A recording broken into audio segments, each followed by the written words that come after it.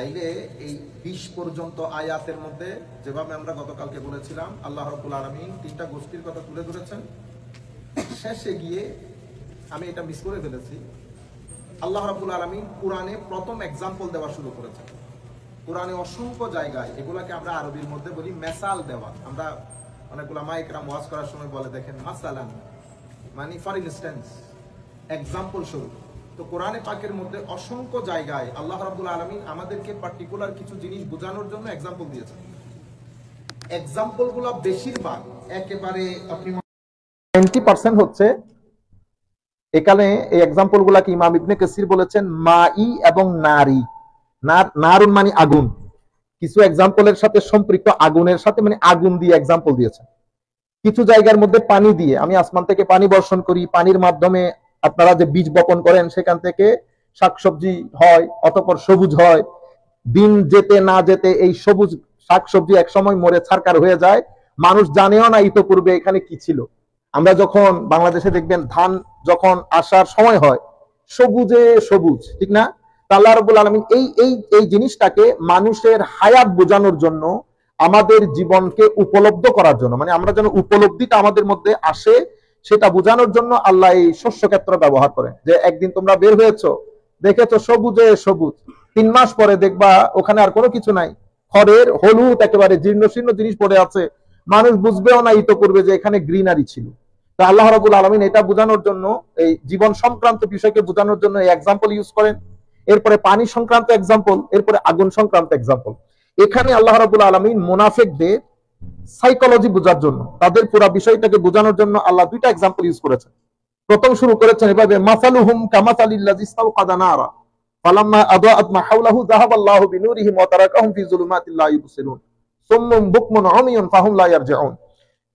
তো তারা প্রথমে, মানে মুনাফিকরা প্রথমে ঈমান এনেছে, নামাজ দোয়া পড়েছে, তারা নিজেরাই ঘরের মধ্যে লাইট জ্বালিয়েছে, ঘরের মধ্যে লাইটটা তারা নিজেরাই জ্বালিয়েছে, অতঃপর তারা নিজেরাই এই লাইটটা বন্ধ করে দিয়েছে। অন্ধকারের মধ্যে মানুষ মুভ করতে পারে না। তো মাসালুহুম, তাদের এক্সাম্পল হচ্ছে কামাসালিল্লাযী ইসতাওকাদা নারা, যে ব্যক্তি একটা লাইট জ্বালিয়েছে, আগুন জ্বালিয়েছে। ফালাম্মা আদাআত মা হাওলাহু, যখন আগুনের মাধ্যমে তার চতুর্পার্শ্ব আলোকিত হয়ে গেল, যাহাবাল্লাহু বিনুরিহিম, আল্লাহ তাদের এই আলোটাকে তুলে ফেললেন, গায়েব করে ফেললেন। ওয়া তারাকাহুম ফি যুলুমাতিল লা ইউবসিরুন, এবং তাদেরকে অন্ধকারের মধ্যে এমন ভাবে নিমজ্জিত করেন কোনো কিছু আর নজরে আসে না। এটা মুনাফিকদেরকে বোঝানোর জন্য বলছে যে প্রথমে ঘরের মধ্যে আলো জ্বালিয়েছো, সবকিছু বুঝেছো, আবার নিজেরা ইচ্ছে করে সে আলোকে বন্ধ করে দিয়েছো। অর্থাৎ আমার নবী সাল্লাল্লাহু আলাইহি ওয়াসাল্লামের কথা শোনা থেকে নিজেদেরকে দূরে রেখেছো, দেখা থেকে দূরে রেখেছো, সত্য বলা থেকে দূরে রেখেছো। এই যে সাইকোলজি, সত্য বলতে না পারা, সত্য না শোনা, এটা আপনি যদি বিচার বিবেচনা করেন এই আমাদের সমাজের মধ্যে, আমাদের মধ্যে, এটা আপনি সব জায়গার মধ্যে পাবেন যাদের ভিতরে নেফাকত আছে, ডাবল স্ট্যান্ডার্ড আছে, প্রিন্সিপাল ছাড়া লোক, সত্য কথা বলতে পারে না, সত্য জিনিস দেখতে পারে না, এরা পক্ষাবলম্বন করে, এরা বলই তৈরি করে। আমাদের একেবারে ব্যক্তি লেভেল থেকে শুরু করে একেবারে উপরের লেভেল পর্যন্ত আপনি দেখবেন, আপনি দেখছেন যে এই জিনিসটা আমার ভাই এই ভুলটা করেছে, কিন্তু আপনি আপনার ভাইয়ের ভুলটা বলতে পারতেছেন না। এখানে কোরআন বলছে সুম্মুন বুকমুন উমিয়ুন, এরা দেখেও না, এরা শুনেও না, এরা বলতেও পারে না। আপনি বলতে পারছেন না কেন? কারণ আপনার ভিতরে আপনি ওই আল্লাহ রাব্বুল আলামিনকে রাজি করার যে বিষয়, সেটা আপনি ভিতর থেকে ফেলে দিয়েছেন। ডাবল স্ট্যান্ডার্ড যখন কারো ভিতরে থাকে, ডাবল টাং বলে, দুই মুখী হওয়া। দুই মুখী যখন হবেন, প্রিন্সিপাল রাখতে পারবেন না জীবনে। এই জন্য মুমিনের জীবন, মুসলমানের জীবন প্রিন্সিপাল ওয়ালা জীবন। সেই সত্যটাকেই বলবে, মিথ্যাকে মিথ্যাই বলবে, বলো এর বাইরে যাক, বলো এর ভিতরে যাক। আমার আল্লাহ পরবর্তীতে বলছেন ইয়াকাতুল বারকু, আচ্ছা, আও কাসাইয়্যিবিন মিনাস সামা ফিহি যুলুমাতুন ওয়া রা'দুন ওয়া বারক ইয়াজআলুনা আসাবি'আহুম ফি আযানিহিম মিনাস সাওয়াইqi হাযরাল মাউত ওয়াল্লাহু মুহীতুম বিল কাফিরিন। এটা আল্লাহ ওই মুনাফিকদেরকে বোঝানোর জন্য বলছে। আমরা কিছু জিনিস সংক্ষিপ্ত আকারে বলে যাচ্ছি যাতে মেইন পয়েন্ট গুলো টাচ করতে পারি, যেন সূরা বাকারা আমরা শেষ পর্যন্ত চলে যাইতে পারি। আমরা যদি শব্দ কথা বলতে যাই তাইলে সূরা বাকারা শেষ হবে না। আচ্ছা, এই দুইটা এক্সাম্পল দেওয়ার পরে আল্লাহ রাব্বুল আলামিন সাবজেক্ট পরিবর্তন করেছেন, পরিবর্তন করে ডাক দিলেন কি, ইয়া আইয়ুহান নাস, 21 নম্বর আয়াত, ইয়া আইয়ুহান নাস, হে মানুষ। অসংখ্য মুফাসসিরিনে কেরাম আপনারা কোরআনে পাক যখন পড়বেন দুই ধরনের অ্যাড্রেস পাবেন।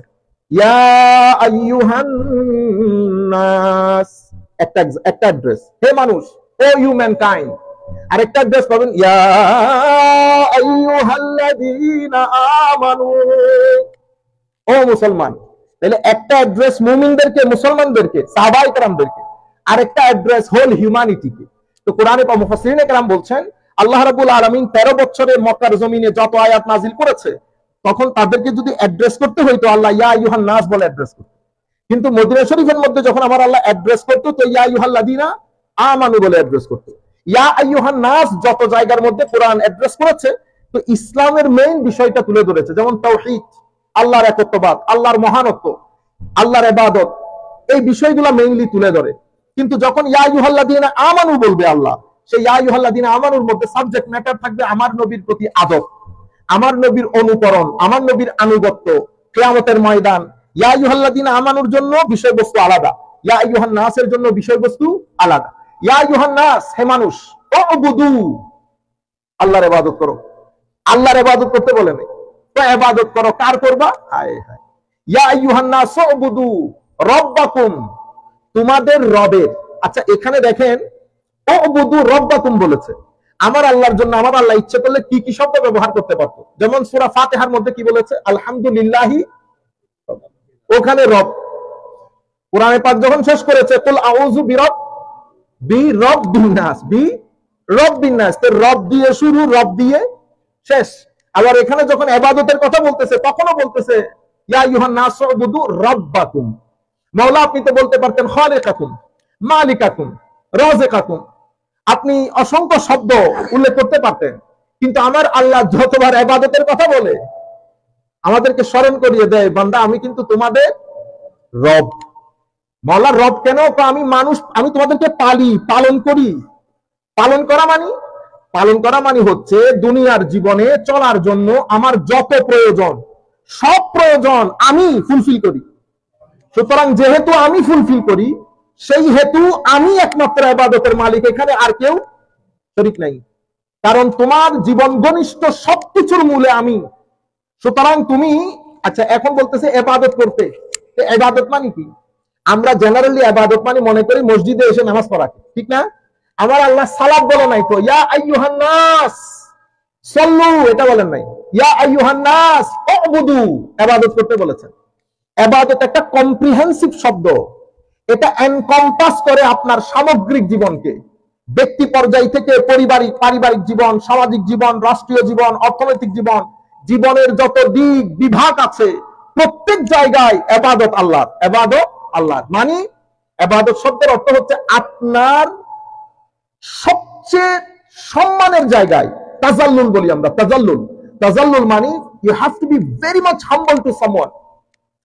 আমি হাম্বলনেস আমার বড়দের সাথেও থাকে, ছোটদের সাথেও থাকে, মা বাবার সাথেও থাকে, কিন্তু এই যে হাম্বলনেস এটা আটমোস্ট হাম্বলনেস। এটা কেমন? তো এটা হচ্ছে, তো আমরা ইবাদত করতে করতে কি করি? প্রথমে আল্লাহর দরবারে দাঁড়াই, আল্লাহু আকবার। কারণ সালাত হচ্ছে ইবাদতের দ্য বেস্ট ফর্ম অফ ইবাদা। সালাত দ্য বেস্ট ফর্ম অফ ইবাদা। তো আমরা সালাতের মধ্যে বেস্ট ফর্ম কেন বলা হচ্ছে? আমার নবী যেভাবে বলেছেন ওভাবে করি আমরা, কিন্তু আমরা যখন বলি আল্লাহু আকবার, আমি প্রথম আমার দুই হাত তুলে সারেন্ডার করে আল্লাহর মহানত্বকে মেনে নিই।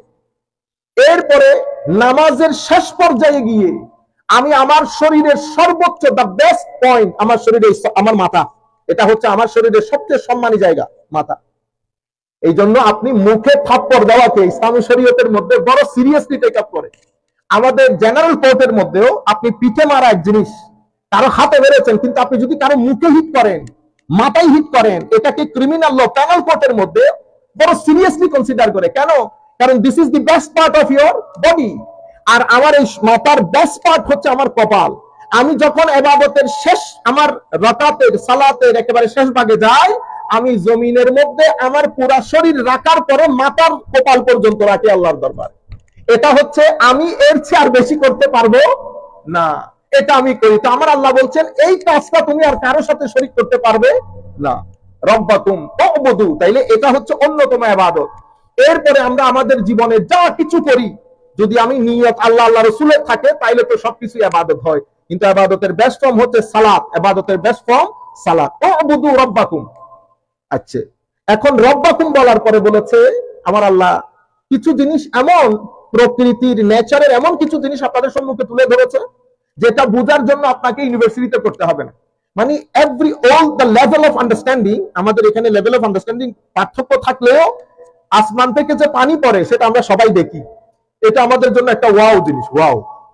এরপরে আসমান থেকে পানি পড়ে, পানি মাটির মধ্যে আপনি বীজ বপন করেন, সেখান থেকে শাকসবজি ফলে, এগুলো আমরা সবাই দেখি।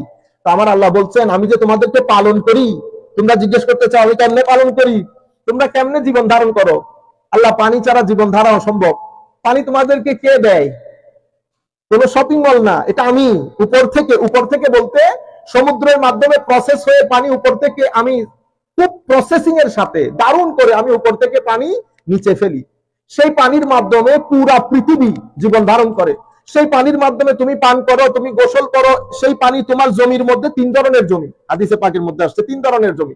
এক ধরনের জমি বন্দা, এরা কি করে, এরা পানিকে সংগ্রহ করে রাখে, যেটাকে আমরা পুকুর বলি অথবা জলাশয় বলি। এরা কোনো কিছু প্রডিউস করে না, কিন্তু এরা পানি সংগ্রহ করে রাখে। আরেক ধরনের জমি উর্বর, এরা কি করে, এরা যা আপনি লাগাবেন সবকিছু ফলাবে, এখান থেকে গাছ, আমাদের তরুলতা ফুটে, আমাদের গরু ছাগল হাঁস মুরগি সবকিছু এখান থেকে খেয়ে জীবন ধারণ করে। তাহলে আর কিছু জমি আছে অনুর্বর, অনুর্বর জমিগুলো আল্লাহর সৃষ্টির অনেক কাজের মধ্যে আসে, অনেক কাজে আসে। তাইলে কিছু পানি জলাশয়কে ধারণ করে রাখে, কিছু প্রডিউস করে। আমার আল্লাহ এই জায়গায় ইঙ্গিত করে বলতেছে এগুলা সব আমি তোমাদের খাওয়া দাওয়ার জন্য ব্যবস্থা করেছি। এই কারণে আমি বলতেছি আমি তোমাদেরকে পালন করি, কারণ এগুলা বাদে তোমরা জীবন ধারণ করতে পারবে না। তোমাদের রবের ইবাদত করো। রবকে আমার আল্লাহ কোরআনে পাকের মধ্যে বলেছেন। আচ্ছা, আল্লাযী ইয়া আইয়ুহান নাস উবুদু রাব্বাকুম আল্লাযী খালাকাকুম ওয়াল্লাযীনা মিন ক্বাবলিকুম লাআল্লাকুম তাত্তাকুন। আচ্ছা, এখানে আমার আল্লাহ রব বলে বলেছেন আমি তোমাদেরকে সৃষ্টি করেছি, তোমাদের পূর্ববর্তীদেরকে সৃষ্টি করেছি। সৃষ্টি মানে আমি যেই সনে জন্মগ্রহণ করেছি তার আগে আমি পৃথিবীতে ছিলাম না। পৃথিবীতে আমাকে নিয়ে আমার মাও ডিসকাস করে নাই, আপনি তো অনেক দূরের কথা। আমার মা বাবাও জানতেন না আমি নামক একটা জিনিস, আমি যেই দিন পৃথিবীতে এসেছি তার আগের মুহূর্তে আমার মা বাবা জানতেন না আমি আসবো। আমি একেবারে অস্তিত্বহীন ছিলাম, আমার আল্লাহ অস্তিত্বহীন থেকে আমাকে অস্তিত্ব দান করেছে। অতঃপর আমার ডিসকাশন শুরু হয়েছে, অতঃপর আমি বড় হয়েছি, অতঃপর আমি সভ্যতার আলো জ্বালিয়েছি, অতঃপর আমি পৃথিবীকে কত পরিবর্তন করেছি, সংযোজন করেছি, বিয়োজন করেছি, সংশোধন করেছি। অতঃপর আমি একদিন পৃথিবী থেকে হারিয়ে যাব। যেভাবে ডিসকাশন আগে ছিল না, ঠিক সেভাবে পরবর্তীতেও কেউ ডিসকাস করবে না, নির্দিষ্ট সময়ের জন্য। তো আমার আল্লাহ বলছেন আমি তোমাদেরকে যেমন করেছি তোমাদের পূর্ববর্তীদেরকেও করেছি। লাআল্লাকুম তাত্তাকুন, সদ্বুত মানে কিছু শৌর তোমাদের ভিতরে যেন জায়গা নেয়, যেন আমার পছন্দগুলো তোমরা তোমাদের পছন্দে পরিণত করো, এই কারণে। এরপরে আমার আল্লাহ বলছেন আল্লাযী জাআলা লাকুমুল আরদা ফিরাশা, আমি পৃথিবীকে তোমাদের জন্য বিছানার মতো করে বিছিয়ে দিয়েছি, একেবারে সমান করে, যাতে তোমরা পৃথিবীতে চলতে পারো।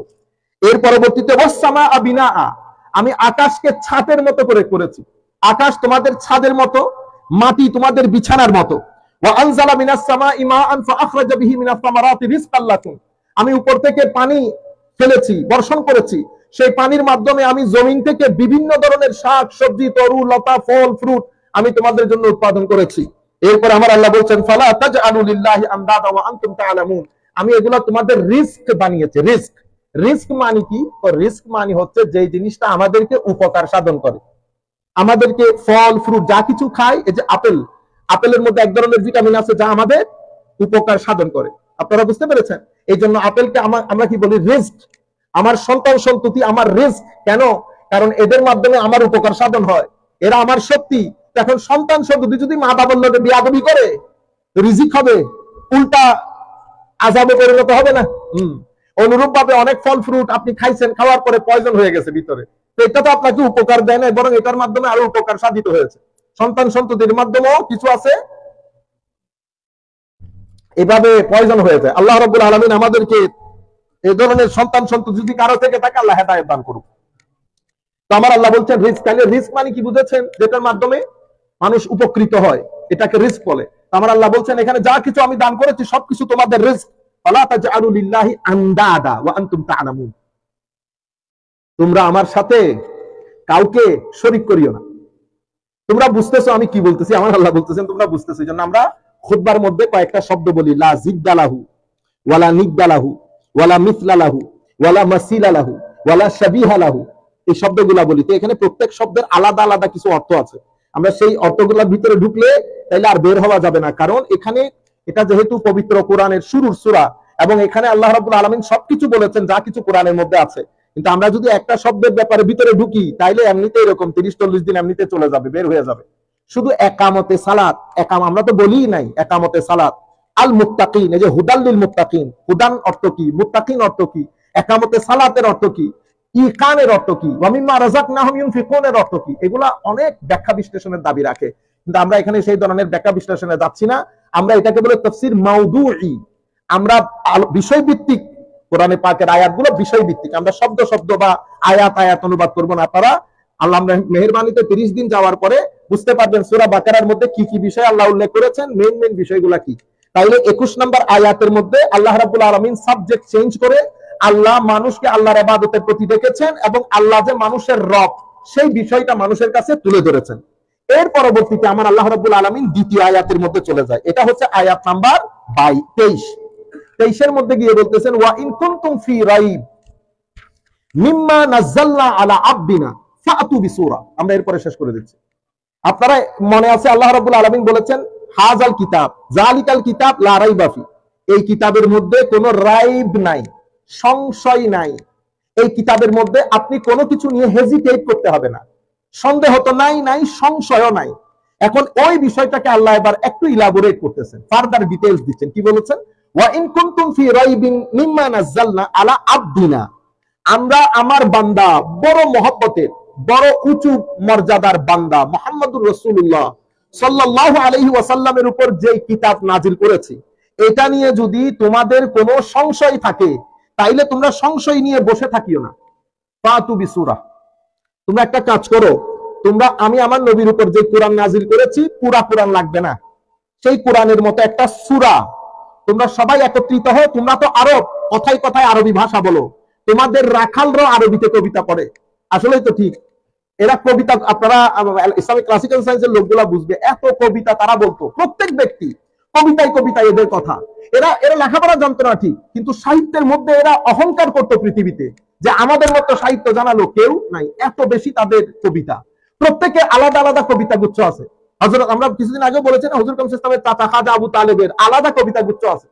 আপনারা যদি আপনাদের সুযোগ হয়, গুগল থেকে আপনারা এটার পিডিএফ নিতে পারবেন। অতঃপর আরবিটাকে ট্রান্সলেট করে দেখবেন খাজা আবু তালেবের উপর যে আপনারা আমরা এক পায়ে দাঁড়ায় যাই, হ্যাঁ কাফের বলেন মুসলমান, সেটা পরে বলিয়েন, আগে ওনার কবিতা গুচ্ছগুলো এই আরবিক ট্রান্সলেশনের মধ্যে দিয়ে ট্রান্সলেশনটা করিয়েন, তারপরে ডিসিশন আপনার। এভাবে প্রত্যেকের আলাদা আলাদা কবিতা গুচ্ছ আছে।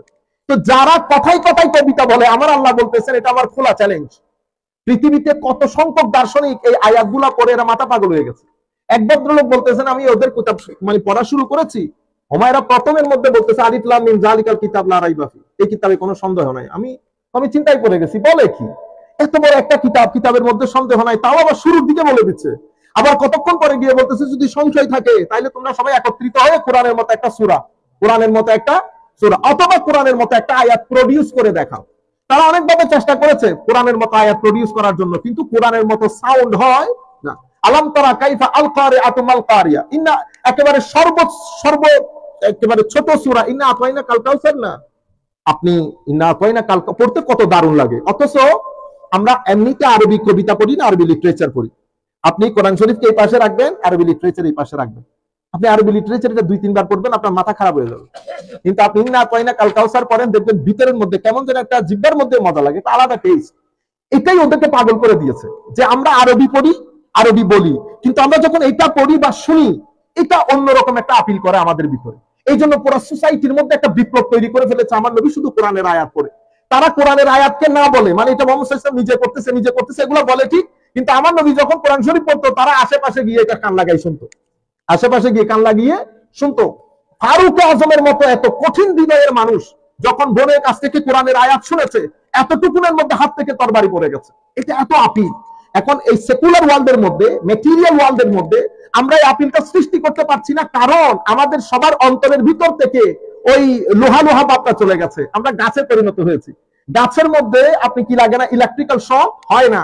আপনি যদি ওই কি বলে মেটালিক যে মেটালিক অ্যাট্রাকশনের জন্য তো মেটাল হইতে হয়, আমাদের এখান থেকে মেটালিক ভাবটাই চলে গেছে। অথচ এখনো পর্যন্ত আমি ইংলিশ দুনিয়ার মধ্যে, ইংল্যান্ডের মধ্যে দেখেছি কোরআন শরীফকে ভালো করে পড়তে পারলে এটা মানুষের ভিতরে অনেক বেশি তাসির পেদা করে। ইভেন তারাবির মধ্যেও যদি আমাদের সেই পড়ানি সেই হুফাজে কেরাম, আপনি দেখেন না, আপনারা যখন উমরার মধ্যে যান, এই যে রমজান শরীফের মধ্যে, আপনারা কি কোরআন শরীফ বুঝেন? আমার পাশে কত মানুষকে দেখেছি আমাদের কারি সুদেশ যখন পড়ে কেরাত, অসংখ্য মানুষ। আমি আমার বন্ধু সহ একসাথে গেছিলাম 2 বছর আগে, সে কানতে কানতে পাগল হয়ে যাচ্ছে, মানে হেসকি উঠে গেছে ওর। তাইলে এই যে আপনি কানতেছেন কেন? আপনি বুঝছেন কোনো কিছু? আপনি কোনো কিছু বুঝেন নাই। কিন্তু এটা ডিভাইন ওয়ার্ড, এটা আমার আল্লাহর ওয়ার্ড, এটা আপনার সিনার ভিতরে মানে এশক এবং মহব্বতের একটা ঢেউ তুলে, এশক এবং মহব্বতের একটা ঢেউ তুলে আপনি রুকুতে যাওয়ার জন্য পাগল হয়ে যান, কারণ এটা আপনাকে আপিল করছে না, এটা আপনাকে আপিল করছে না, আপনি 23 বুঝতে পারতেছেন না। কিন্তু যারা 23 বুঝতে পারে, আপনি যখন ফ্লোর সাথে যাবেন আয়াতের সাথে সাথে, হয়তো আমরা সেই মজা আপনাকে দিতে পারছি না, এটা আমাদের ব্যর্থতা। কিন্তু কোরআনে পাকের মজা আলাদা, এটার সাহিত্যিকতা আলাদা। এই জন্য আমার আল্লাহ বলছেন, ওয়া ইন কুনতুম ফি রাইব মিম্মা নাযালনা আলা আবদিনা ফাতু বিসূরা। এটা বলার পর আমার আল্লাহ নিজে বলেছেন, ওয়া শুহাদাকুম মিন দুনিল্লাহি ইন কুনতুম সাদিকিন। যদি তোমরা তোমাদের দাবিতে ঠিক থাকো, তোমরা যদি মনে করো যে তোমরা যা বলতেছো ঠিক বলতেছো, তোমরা যাদেরকে পারো সবাইকে একসাথে করো। এটা আমার খোলা চ্যালেঞ্জ। আমার নবীর পক্ষ থেকে, আমার নবী ভদ্র মানুষ, এগুলো আমার নবী বলতে পারতেন না। আমার নবীর পক্ষ থেকে আমার আল্লাহ বলে দিচ্ছেন, হাবিব তাদেরকে খোলা চ্যালেঞ্জ দিয়ে দেন, পারলে তারা সবাই একত্রিত হোক। সেই চ্যালেঞ্জটা আজ অবধি বিদ্যমান কোরআনে পাকের মধ্যে। আজও পৃথিবী হোল হিউম্যানিটিকে কোরআন দেখে বলতেছে, ওয়া ইন কুনতুম ফি রাইবিম মিম্মা নাযালনা আলা আবদিনা ফাতু বিসূরা। তোমরা যদি হারবার্ড বলেন, অক্সফোর্ড বলেন, ক্যামব্রিজ বলেন, তোমরা যদি মুহাম্মদ সাল্লাল্লাহু আলাইহি ওয়াসাল্লামের অবতারিত এই কিতাবের ব্যাপারে সন্দিহান হও, তো তোমরা এটার মতো করে আরেকটা প্রডিউস করে দেখাও। এটা কিন্তু এই চ্যালেঞ্জ আমার নবীর যুগে শেষ হয়ে যায় নাই, এটা কিয়ামত অবধি বর্তমান থাকবে জিন্দা। এবং আমার আল্লাহ কি বলেছেন, ফা ইল্লাম তাফআলু ওয়া লাম তাফআলু, তোমরা পারো নাই, কিয়ামতের দিন সকালবেলা পর্যন্ত কেউ পারবে না। সেই কারণে আমরা কোরআনকে কি করে জ্বালাই ফেলি, বারণ করি। কেন? কারণ ভিতরের জিনিসগুলোকে একাডেমিকলি ফেস করা এটা আমাদের পক্ষে সম্ভব না। এই জন্য আমরা কোরআনকে জ্বালাই, কোরআনকে নিয়ে মুসলমান দুনিয়ার মধ্যে এসকেলেট করার চেষ্টা করি, কিন্তু কেউ একাডেমিকলি কোরআনকে ফেস করে না, একাডেমিকলি কোরআনকে ফেস করে না। ফা ইল্লাম তাফআলু ওয়া লাম তাফআলু ফাত্তাকুন নার আল্লাতী ওয়াকুদুহা আন-নাস ওয়াল হিজারা ওয়া ইদ্দাত লিল কাফিরিন। এটা অস্বীকার করে শুধুমাত্র নিজেদেরকে জাহান্নামী বানাইতেছো। এটার জন্য আমি কিছু মানুষ এবং পাথর জাহান্নামের আগুন হিসেবে, এটাতে লাকড়ি হিসেবে আমি ব্যবহার করব। তোমরা নিজেরা শুধুমাত্র নিজেদেরকে ওই জন্যই তৈরি করতেছো। এরপরে আমার আল্লাহ কোরআনের আয়াত শেষ করছেন, ওয়াবাশশিরিল্লাযীনা আমানু। যত জায়গায় জাহান্নামের ভয়, তত জায়গায় আমার আল্লাহ আবার আলাদা করে মুমিনদের কথা বলেন, ওয়াবাশশিরিল্লাযীনা আমানু ওয়া আমিলুস সালিহাতি আন্না লাহুম জান্নাতিন তাজরি মিন তাহতিহাল আনহার কুল্লামা রুযিকু মিনহা মিন সামারাতির রিজকান ক্বালু হাযাল্লাযী রুযিকনা মিন ক্বাবল ওয়া উতু বিহি মুতাশাবিহা ওয়া লাহুম ফিহা আজওয়াজুম মুতাহহারা ওয়া হুম ফিহা খালিদুন। এই জায়গার মধ্যে আমার আল্লাহ বলছেন, আমার আল্লাহ সুসংবাদ দিচ্ছেন কাদেরকে? মুমিনদেরকে। কিসের? জান্নাতে। এমন জান্নাত যার নিচে এই নদী থাকবে, ওখানে আল্লাহ রাব্বুল আলামিন অসাধারণ করে জান্নাতকে সাজিয়েছেন। এটা আল্লাহ মুমিনদের জন্য ব্যবস্থা করেছেন। এতটুকুনের মধ্যে আয়াত নাম্বার 24 খতম। তাহলে আয়াত নাম্বার 24 পর্যন্ত এসে 21 থেকে 24 এর মধ্যে 2 সাবজেক্ট ম্যাটারে কথা বলেছেন আল্লাহ। প্রথম সাবজেক্টে আল্লাহ রুবুবিয়ত, বিশ্ববাসীর প্রতি আল্লাহ রাব্বুল আলামিন আল্লাহর এই ন্যাচারাল কিছু বিষয় তুলে ধরে আল্লাহর ইবাদতের প্রতি উদ্বুদ্ধ করেছেন, ডেকেছেন। এবং পরবর্তী 23 এবং 24 নম্বর আয়াতে আল্লাহর নবীর প্রতি অবতারিত কিতাবের সত্যায়নের বিষয়ে কিয়ামত পর্যন্ত জ্ঞানীদেরকে চ্যালেঞ্জ করে আল্লাহ বলেছেন, যদি তোমরা পারো এই কোরআনের মতো কিছু একটা তোমরা করে দেখাও। তোমরা পারো নাই, ওয়ালাম তাফআলু, কখনো পারবেও না, ওয়ালাম তাফআলু, কখনো পারবে না তোমরা যদি একত্রিত হও। সুতরাং হয় মেনে নাও, নতুবা নিজেদেরকে জাহান্নামের জন্য তৈরি করে নাও। আল্লাহ রাব্বুল আলামিন, আল্লাহ হায়া করেন না, লজ্জাবোধ করেন না। কিসের ক্ষেত্রে? আয়াদরিবা মাসালাম মা বাউদাতান ফামা ফাওকাহা। বাউদাতুন, বাউদা বলা হয় মাছিকে, মাছি। আল্লাহ বলছেন, আমি কোরআনে পাকের মধ্যে মাছি এবং মাছির চেয়ে আরো যদি জীর্ণশীর্ণ কোনো কিছু হয়, এগুলার এক্সাম্পল দিতে আমি লজ্জাবোধ করি না। আল্লাহ লজ্জাবোধ করেন না। এখন এই কথা আসলো কেন? এই কথা আসছে, এটার শানে নুজুল আমি আপনাদেরকে তার আগে একটা মৌলিক কথা বলে ফেলি। এটা আমরা দর্শের আগেও বলেছি, আপনাদের স্মরণ থাকার কথা। কোরআনে পাককে বোঝার জন্য 3টা জিনিসের প্রতি মানুষের খেয়াল করতে হয়। একটা হচ্ছে আরবি শব্দের অর্থ, আরেকটা হচ্ছে পরিভাষা, আরবরা কোন পরিভাষায় কোন শব্দ ব্যবহার করত, আর একটা হচ্ছে আয়াতের শানে নুজুল, অবতীর্ণের প্রেক্ষাপট। তো এই এখন আমি যদি আয়াতের প্রেক্ষাপট না বুঝি, তাহলে আমি এই আয়াতের অর্থ বুঝবো না। আল্লাহ হঠাৎ করে এটা কেন বলছেন যে আমি লজ্জাবোধ করি না? মাছি বা মাছির চেয়ে ছোটখাটো কোনো কিছুর এক্সাম্পল দিতে আমার আল্লাহ হায়া করেন না। তো বলে যে এটার ঘটনা হচ্ছে, কোরআনে পাকের মধ্যে এক জায়গায় আল্লাহ বলেছেন, ইন্নাল্লাযীনা তাদউনা মিন দুনিল্লাহ লা ইয়াখলুকু যুবাবা। যারা আল্লাহ ছাড়া অন্য কোনো কিছুর ইবাদত রিয়াজত করে, আরেকজনকে খোদা মানে, তারা তো একটা মাছিও সৃষ্টি করে নাই। শুধু মাছি সৃষ্টি করে নাই তা না, খুব দারুণ কথা, ওয়ালাউ ইজতামাউলা, সবাই যদি একসাথে হয়ে একত্রিত হয়ে কিয়ামত পর্যন্ত সমস্ত সায়েন্টিস্ট যদি একত্রিত হয় একটা মাছি বানানোর জন্য, তারা একটা মাছি তৈরি করতে পারবে না। আচ্ছা, মাছি বানানো তো অনেক দূরের কথা, আমার আল্লাহ বলছে ওয়া ইয়াসলুবহুম আযযুবাবু শাইআন লা ইয়াস্তানকিযুনাহু মিন। যুবাব মানে মাছি বানানো তো অনেক দূরের কথা, মাছি যদি কোনো কিছু তাদের কাছ থেকে ছিনিয়ে নিয়ে যায়, তারা মাছির কাছ থেকে এটা উদ্ধার করতে পারবে না। সবাই একসাথে হয়ে গেলেও মাছি যদি একটা মাছি এক কামরার ভিতরে ঢুকে 10 জন মানুষের জীবনের ঘুম হারাম করে দেয় না। আমাদের এখনো আজহার ইউনিভার্সিটির কথা মনে আছে, 5-6 জন একসাথে এক রুমে ব্যাটা নিয়ে আমার মনে হয় 2-2.5 ঘন্টা ট্রাই করছে এর মারার জন্য। এর মারতে গেলে কোনার মধ্যে চলে যায়। আপনি কতক্ষণ কি করবেন? 5টা 6টা আশরাফুল মখলুকাতের ঘুম হারাম করে দিয়েছে এক মাছি, কিছুই করতে পারতেছেন না। আমার আল্লাহ বলতেছে সবাই একসাথে মিলে বানানো তো দূরের কথা, মাছি যদি কোনো কিছু ছিনিয়ে নিয়ে যায় ওর কাছ থেকে তোমরা রেস্কিউ টিম পাঠাই উদ্ধার করতে পারবে না। এই হলো তোমাদের দৌরত্ব, এই হলো তোমাদের দৌরত্ব। এরপরে এই আয়াতের উপর ভিত্তি করে আমরা কথা অনেক লম্বা হবে, এই জন্য লম্বা করতে চাচ্ছি না, জাস্ট আপনাদের কনসেপচুয়াল ডেভেলপমেন্টের জন্য, ক্লারিটির জন্য, ফ্লোর সাথে সাথে যেন আমরা যেতে পারি। এটার উপর ভিত্তি করে আমার আল্লাহ যখন তারা হাসি তামাশা করতেছিল, এক আয়াতে এক প্রেক্ষাপটে এসেছে মুশরিকরা, অন্য প্রেক্ষাপটে এসেছে ইহুদরা, এরা হাসি তামাশা করতেছে, তখন আমার আল্লাহ কোরআন শরীফের এই আয়াত নাযিল করেছে ইন্নাল্লাহা লা ইয়াস্তাহি আন ইয়াদরিবা মাসালান মা বাউদাতান ফামা ফাওকাহা। তুমি মাছির কথা বলতেছো, মাছির নিচেও যদি কোনো কিছু হয় আমার আল্লাহ এক্সাম্পল দিতে লজ্জাবোধ করেন না। এই যে আমার আল্লাহ বলেছেন হায়া, হায়া মানে লজ্জাবোধ। আপনি যদি কোরআনে পাকের শাব্দিক অর্থ করেন অনেক সময় ঈমান পর্যন্ত চলে যাওয়ার কি আছে, সম্ভাবনা আছে। কেন? এখানে হায়া, হায়া মানে লজ্জাবোধ। লজ্জা মানে কি? হায়া মানে কি? আমাদের ওলামায়ে কেরাম পড়তেছিলেন, তো তাদেরকে জিজ্ঞেস করতেছিলাম, বেটা হায়া তো পেরা চলে গেলা, এবং হায়ার অর্থ কি?